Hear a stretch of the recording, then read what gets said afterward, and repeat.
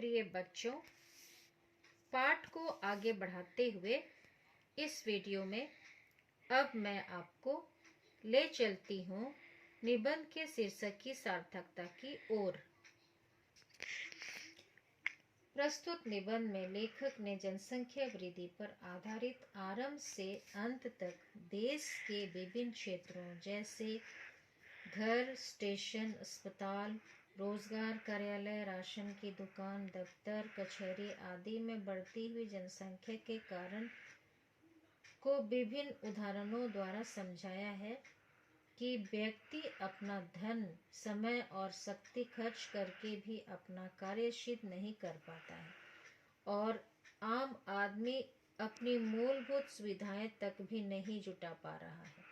अतः यह देखकर लगता है कि इन समस्याओं को तलाशता हुआ आदमी या खोजता हुआ आदमी भीड़ में कहीं खो जाता है।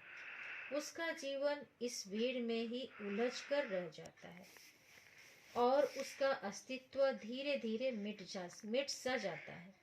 अतः यह शीर्षक भीड़ में खोया हुआ आदमी उत्सुकता जगाने वाला, एक योग्य, उचित एवं पूर्णतः सार्थक है।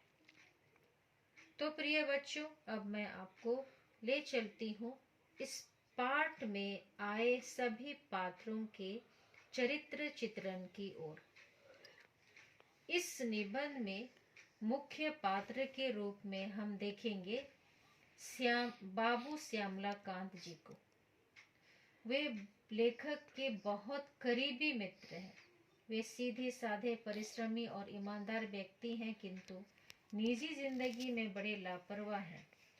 वे उम्र में तो लेखक से छोटे हैं, परंतु उसका परिवार बहुत बड़ा है। वे 7 बच्चों के पिता हैं। उनके पास मात्र 2 कमरों का मकान है और सीमित साधन होने की वजह से वे अपना परिवार सुचारू रूप से चलाने में असमर्थ हैं। उनका बड़ा बेटा रोजगार की तलाश में भटक रहा है और दूसरा बेटा घर गृहस्थी के सामान जुटाने में संघर्ष कर रहा है और वे बड़े संघर्षपूर्ण ढंग से अपनी बड़ी बेटी की विवाह की तैयारियों का प्रबंध कर रहे हैं। वे परिवार नियोजन के महत्व से अनजान हैं और अब वे एक बड़े परिवार की विपदा स्वयं झेल रहे हैं। अगले पात्र है बाबू श्यामला कांत जी की पत्नी। वे एक आदर्श भारतीय नारी होते हुए भी सीमित परिवार के महत्व से अनजान है, अनभिज्ञ है। वे स्वयं अस्वस्थ होते हुए भी पूरे परिवार की सेवा में तन मन से जुटी रहती है। साथ ही साथ मेहमानों की खातिरदारी भी बखूबी करती है।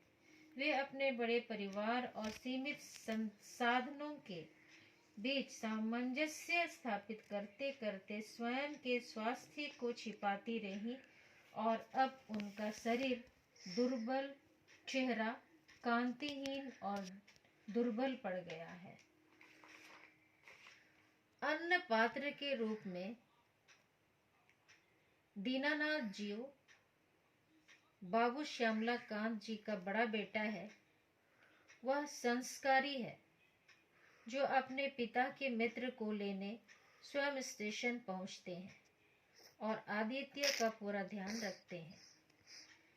वह पढ़ा लिखा है, परंतु पिछले 2 वर्षों से नौकरी की तलाश में लगातार भटकता रहा है।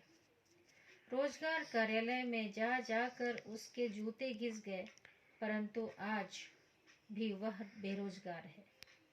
उसका छोटा बेटा भी सुमन, जो घर के अन्य कामों में उनकी मदद करता है। तो हम देखते हैं बच्चों, इस प्रकार